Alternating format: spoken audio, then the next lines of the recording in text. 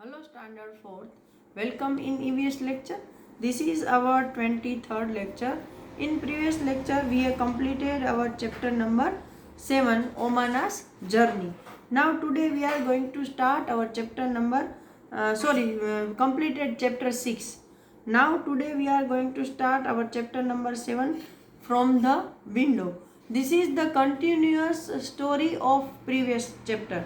मतलब वो ओमाना की जर्नी के जो पेज हैं वही इस स्टोरी में आगे हम पढ़ेंगे, बाकी सिर्फ चैप्टर नंबर अलग है. Okay, chapter 7 from the window.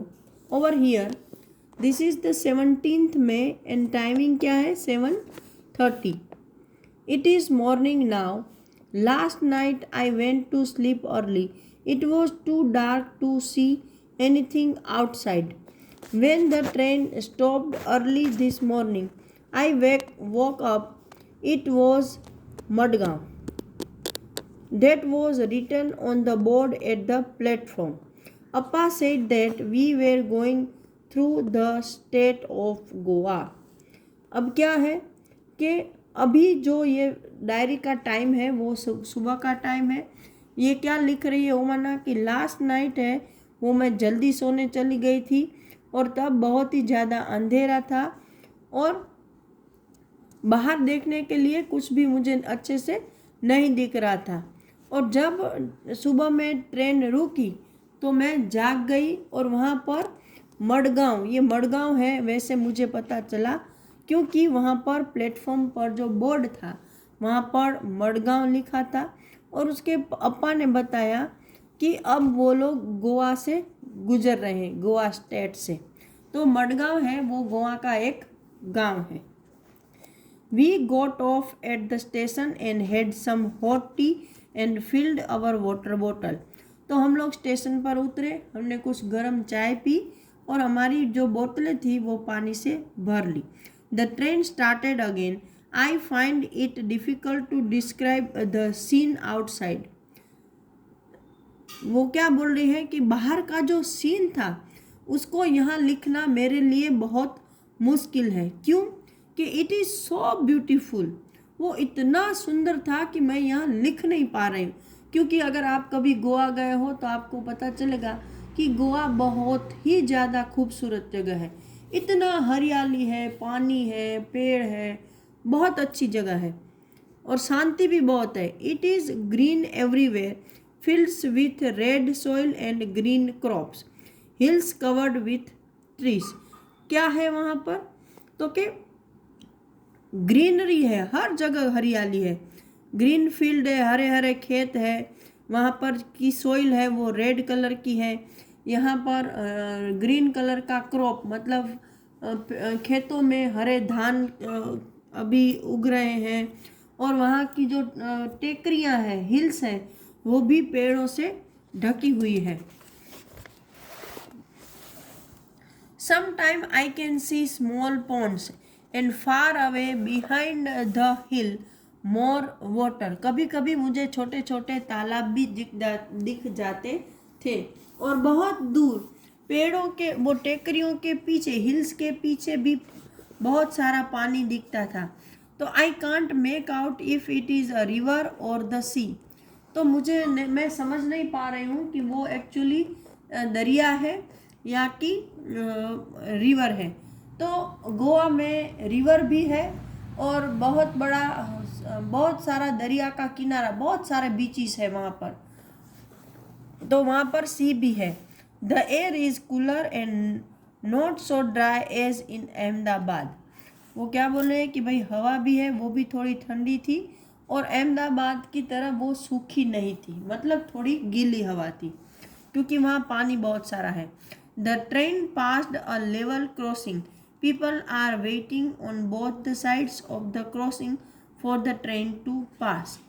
फिर ट्रेन है ऐसे लेवल क्रॉसिंग से पास हुई. जब गांव के बीच में से ट्रेन गुजरती है तो दोनों तरफ हम जिसको फाटक बोलते हैं उसको लेवल क्रॉसिंग बोलते हैं. तो ऐसे लेवल क्रॉसिंग के पास से ट्रेन गुजर रही थी तो दोनों तरफ बहुत सारे लोग और व्हीकल्स खड़े थे वहाँ पर और ट्रेन के पास होने का इंतज़ार कर रहे थे. There are buses full of people, cars, trucks, auto rickshaws, cycles, motorcycles, scooters, and even tangas and bullock carts with people and goods in them.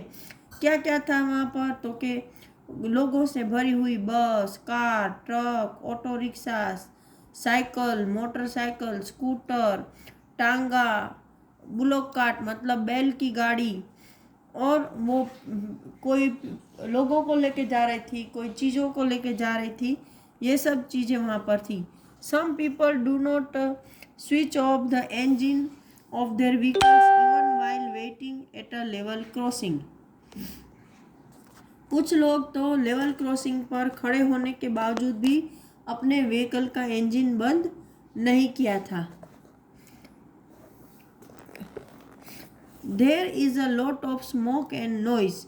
I see some people going under the bars of the level crossing. How dangerous this is.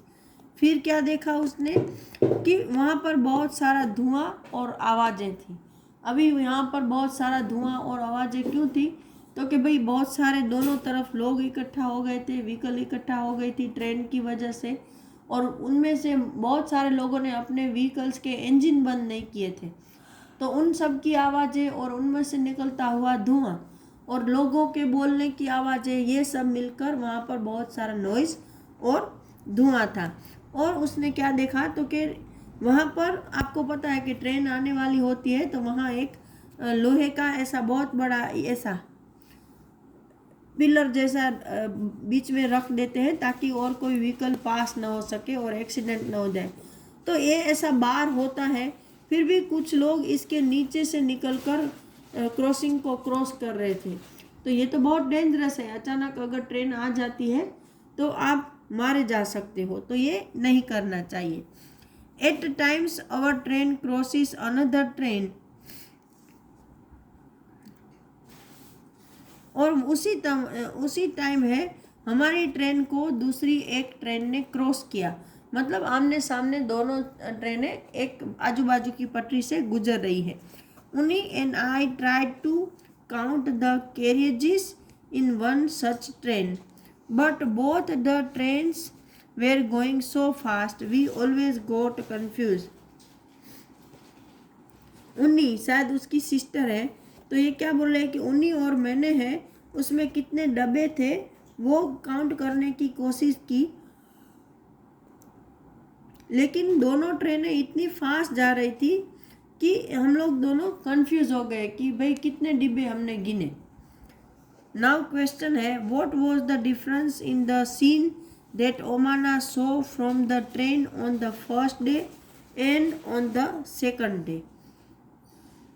तो यहाँ पर पूछा है कि ओमाना ने जो पहले दिन सीन देखा था और दूसरे दिन सीन देखा उसमें क्या डिफरेंस था. तो फर्स्ट डे तो उसने शायद वो फार्म्स देखे थे, खेत जो कि पीले हो चुके थे, ड्राई हो चुके थे, राइट. और अभी जो उसने देखा तो उसमें उसने तो हरे हरे खेत देखे, है ना, दूर दूर तक. और पहले दिन तो प्लेटफॉर्म पर लोग अंदर आने के लिए जगड़ रहे थे और ऐसा कुछ सब कुछ था. और दूसरे दिन तो उसको यहाँ पर अच्छे अच्छे सीन देखने को मिल रहे हैं. Now second question, Omana so many kinds of vehicles at the level crossing, which of them run on diesel or petrol. बहुत सारे उसने व्हीकल देखे हैं, उसमें से कौन से डीजल और पेट्रोल पर चलते हैं. तो ट्रक है, बस है, वो सब डीजल पर चलते हैं. कुछ कार भी डीजल पर चलती है. बाकी जो मोटरसाइकिल है, स्कूटर है, वो सब पेट्रोल पर चलते हैं. Now why was there so much smoke and noise from the vehicles at the level crossing. तो ये तो हम ऑलरेडी डिस्कस कर चुके हैं कि भाई दोनों तरह लोग वेटिंग कर रहे थे ट्रेन पास होने के लिए, और वहाँ पर उन्होंने अपने इंजन को बंद नहीं किया था, इसलिए बहुत सारा आवाज़ और धुआं हो रहा था. What can we do to reduce noise of the vehicle and save petrol and diesel? Discuss कि भाई अगर हमको व्हीकल से निकलने वाले नॉइज़ को कम करना है और डीजल और पेट्रोल को बचाना है तो हम क्या कर सकते हैं। तो पहली बात है कि अपने व्हीकल की रेगुलर चेकिंग करवाओ, उसका मेंटेनेंस अच्छे से करवाओ।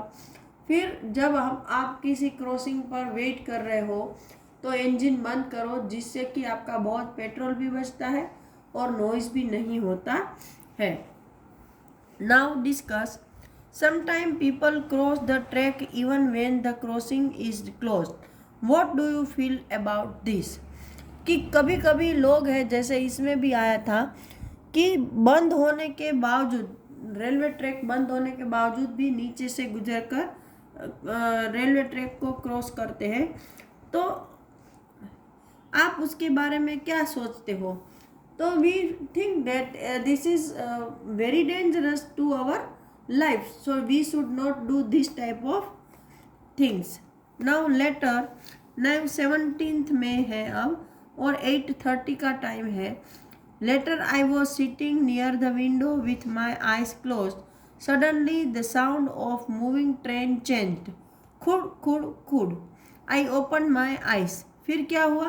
17 मई को 8:30 पर जब वो विंडो के पास अपनी आंखें बंद करके बैठी थी तो अचानक ही जो ट्रेन चल रही थी उसकी आवाज़ चेंज हो गई और उसकी आवाज़ खड़ खड़ खड़ ऐसे होने लगी।